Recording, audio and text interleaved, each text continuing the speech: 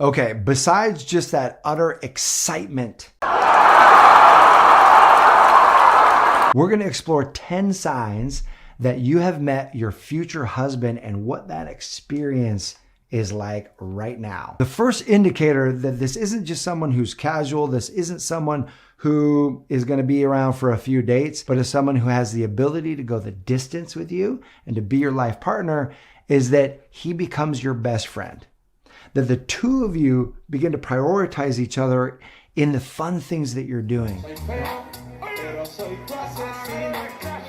And all the conversations that you're having, that the two of you become the most important people in each other's lives. And not because it's forced, not because you should, not because society says that, oh, you spend this much time together. No, you naturally are drawn to one another. You're calling each other up saying, hey, I found this super cool thing to do. And you're thinking about what you want to do on a Saturday and that hike you want to go to, or you want to go mountain biking, or you want to go see this new movie, or you want to go check out this new restaurant. This is the first person you call. He's the one that you want to be with. You're the one that he wants to be with. And the two of you have a blast together. Because contrary to popular belief, love is not enough. Love is not enough to sustain a marriage. You have to like the person.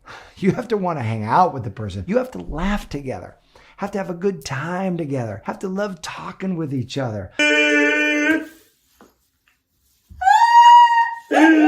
All of those experiences that you would create with a best friend, when you start creating those with him and having that same experience, this guy's got what it takes to go the distance. The second sign is that he brings you peace.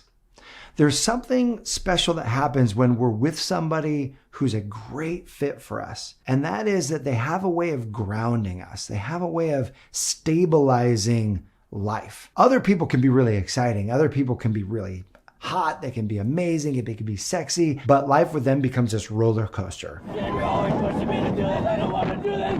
Oh my God, I want to break up. I want to break up. There's chaos, there's drama, and there's a bit of addiction to that. If you're the kind of person where you're a fixer or you're a coach or you're a healer and there's always this drama, but then you can bring it back to stability, you're the one stabilizing a chaotic other person, that can be really addicting because you get a high every time you solve that major chaos. Every time you bring what's wild back into balance, you feel powerful because you feel significant. And I've been in relationships like that where I'm like, wow, this feels really good and it's exciting. But over time, it becomes exhausting. It becomes unhealthy. And instead, when you're with this person and it's just smooth, every day is a good day. Or at least, 20 days out of 21 are good days. And it's just peaceful. And there's consistency and there's predictability. And you feel at peace around their presence. You both bring peace into each other's life. That's a great indicator that you're with the right person. When I interviewed America's greatest marriages, couples who have been married over 40 years, about what makes love last and how they found the right person, the one thing that was commented more than anything else, it wasn't chemistry, it wasn't common values. It was, I just felt at home with this person. And I just felt at peace with this person. So if this man gives you that feeling, great indicator that he's there for the long run. Number 3 is he's at your level of readiness. In other words, he's done his work. He's done his healing process. His life is at a certain stage. His emotions are at a certain stage where he wants to go the distance with you. He wants that forever relationship. He's looking for his person. And he's got this whole body experience of, I'm ready.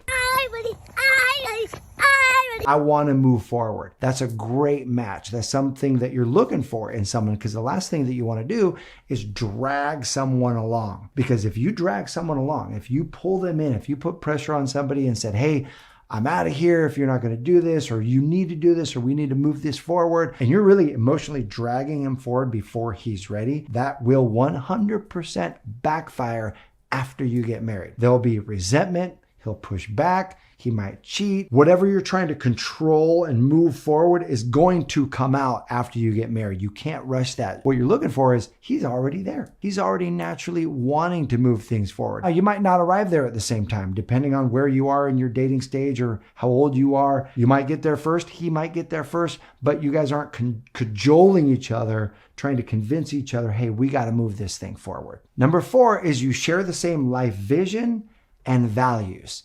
Now, this one is an easy one to speak and to say, and we all say, well, yeah, of course, we got to share the same values, but pay attention to this. There's some hidden values that you really want to look at, and you want to look at not just what your values are today, but the major life events that are going to happen down the line. Do you share those values as well? So the first thing to pay attention to is, do you have the same life rhythm? Is it easy to be together? Do you both want to go out at the same tempo and same time? Or does one of you up for, hey, let's go for a hike, let's go for a run on the beach, or let's go climb this mountain, and the other one's like, no, I just want to sit home, I just want to watch TV.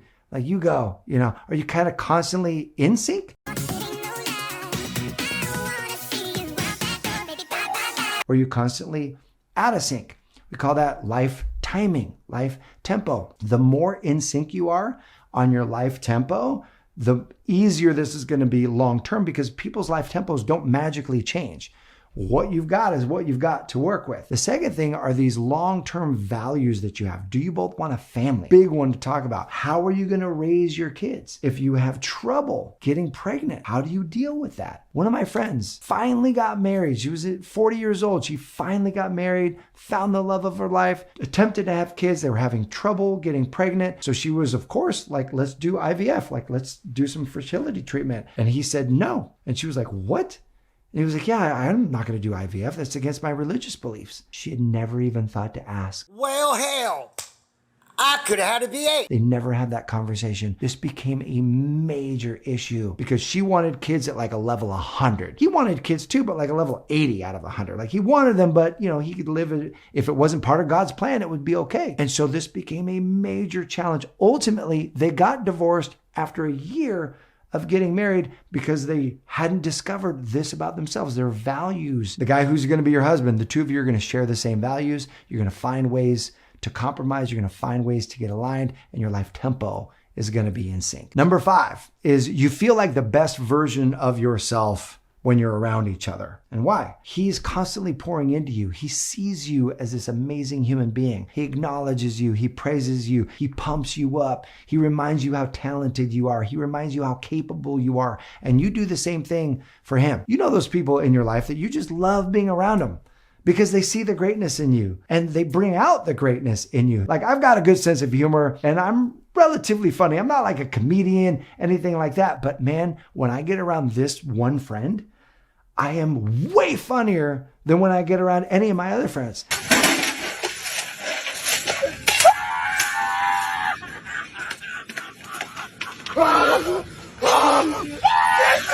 Because this person just laughs at what I say. And I love being around this friend because I get to feel like, wow, I'm really funny when I'm around this person. When you're around the man who is going to be your husband, you're going to feel great around him. Pay attention if you constantly feel less than, denigrated, small, trying to measure up around someone's presence. Bro, I think it's like 221 and a half or 151 or maybe 38. From there to there, that's it? I don't know, man. That is a sign that you're not with a healthy partner long term. That's a sign that someone's manipulating you if you're constantly feeling like you're not enough. The person that you're going to be with long term is going to help you feel like the best version of yourself. Number 6 is he will value your needs and wants.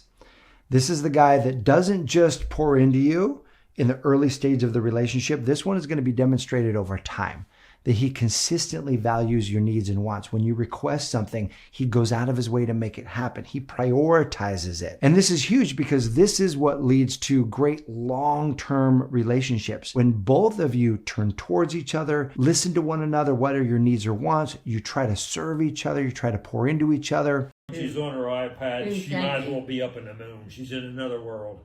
Oh, stop. Now be nice to me. Even though it's not my birthday. My wife and I have a value of our date night. And as much as I love it, because I love connecting with her and it's really fun, I get a lot of time away from the kids because I'm working, she's staying at home, she's taking care of the kids. So date night for her is super important because it's one of the few times that she gets some breathing room from the kids. So she's expressed to me how important at least one night a week for the two of us to get away, just pour energy on each other in this date night is. And so valuing her needs and wants knows that, hey, when I work all weekend because I'm away leading an event, and I come back and I know that she's been with the kids, even if she's gotten help from grandma and grandpa with the kids, I come back early week, Monday or Tuesday, hey, can we get a babysitter and take her on a date so that we don't miss that time to connect, so she can feel filled up and recharge, get some space from the kids, and her and I can have that one-on-one time. And your man's going to be looking for ways to value your needs and your wants. Now, granted, none of us are perfect at this. None of us are going to be heroes all the time. But when you bring it up to him, is he going to make an effort? Is he going to lean in? That's what you're looking for. Number 7, you're sexually attracted to one another, right? Being best friends is great. Helping each other feel amazing around each other is great. Feeling at peace around each other is great. But that's also just everything that you can have in a friend. What separates a friendship from your life partner, your romantic partner, is this sexual attraction that you have for one another. Woo! Who's that girl? Good night, she's good looking. I ain't buying all that though. You buying that? You already did. And here's what's cool. A lot of people say, well, the sexual attraction isn't important over time and it denigrates over time. And my experience is it doesn't have to. My experience is if there's authentic attraction early on, and you know this when you kiss each other. When you kiss each other, you're going to feel the chemistry. Our biochemistry is wired up to get ignited when the person is a good match for you. When you kiss them, you're going to feel it. My experience is I still feel lit up when I kiss my wife. I'm so grateful for our connection and attraction. If you're fighting, if we're angry with one another, it's like, okay, we don't want to kiss. We have to solve that first. The emotional connection can skyrocket the physical attraction. And you want to notice, do we have that sexual, physical attraction? Because that will last over time. Number 8, and this is super important. Your future husband, how do you know the guy you're with could be a future husband? Is he fights fairly. Now, what does that mean? That means when we're in an argument, are the two of you able to work it out? Are the two of you able to talk with respect, with love, and get to a resolution? Does it turn into a big blowout fight? I saw this couple arguing, and literally this is what she was yelling at him, and she goes, "Don't make a scene, don't make a scene, just please don't make a scene." And then his response was, "A scene has been made." Does he storm out of the room? Does he call you names? You're being such a bitch, or you're being like this, you're so selfish. And does it get really bad before you get to a resolution? Or when you guys are under stress, you're fighting, are you able to get to the other side consistently with a resolution? That skill set is one of the biggest indicators of whether or not couples will make it. John Gottman, the Gottman Institute, did a huge amount of research, studied over 10,000 couples. In good relationships, what really characterized them the most was they were very gentle with one another. And predicted whether or not they could stay married with 96% accuracy by studying them over this period of time. A year later, couples were either still married or still divorced based on these indicators. 2 of them were stonewalling and contempt, which are argument tactics. Contempt is like where you roll your eyes or you dismiss the other person's opinion. You think that they're beneath you, right? And you treat them that way. Stonewalling is you just shut them out. You're not willing to talk at all. If your man can talk through these arguments and the 2 of you arrive at a solution, great indicator, essential skill for being able to go the distance. Number 9 is he gets along with your family and your friends. When you marry someone, you're not just marrying them. You're marrying into their family and in many cases into their friends. If they've got a long time group of friends like I have, it was super important to me that my wife integrate with both my friends and my family because we're all super close. And so if you're with somebody and there's struggle or there's strife between your family, know this, that's something that doesn't just go away or doesn't get solved over time. Now, you might have the type of family that the family is the problem. The family's dysfunctional, the family's manipulative and all of that.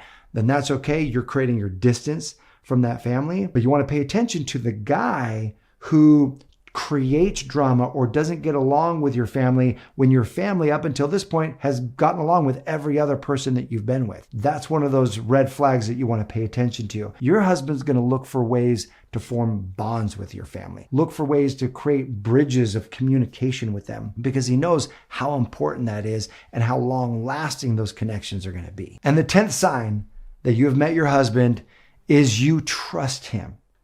Like you utterly trust him. There's no wobble. There's no rattle. There's no intuitive hit like, When he's telling a story, you don't see him exaggerate to look more cool or like kind of fudge on these information a little bit. And you're thinking, why would he say that? Like there's no lies. There's no white lies. Like he is solid in his word. He's solid in how he's showing up. When he says he's going to call at 7, he calls at 7. When he says he's going to show up, he shows up. If he's not going to show up on time, he texts you and lets you know, I'm running a few minutes late. And there's that consistency in communication. And so your level of trust is rock solid. Research done on what is it that fosters love the most. And what fosters love the most is when there's an environment of trust. Because when you're trusting, you're safe to open your heart with one another. And that's what you want in a marriage, is you want both of you open-hearted, trusting one another, knowing that the two of you are going to be there when it counts and that you can count on each other's words. Now, my question to you is, what are the qualities that matter most to you in a husband? You might be calling that husband in. You might be already married, but post those qualities in the comment section below. Here's to your amazing love life, love expanding in your world. I appreciate you. Thanks for watching. I'll see you soon.